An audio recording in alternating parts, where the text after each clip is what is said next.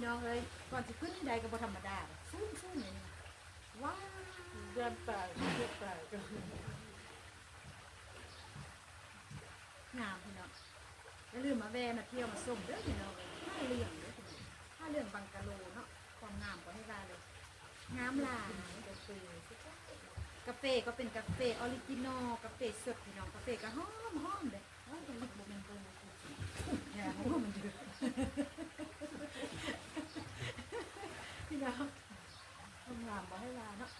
มาชื่นชมกับบรรยากาศงามๆได้มีกันได้ไปให้นักเรียน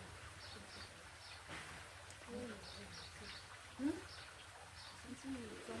กระบอยอะไรเนาะโอเคไปเนาะไปละ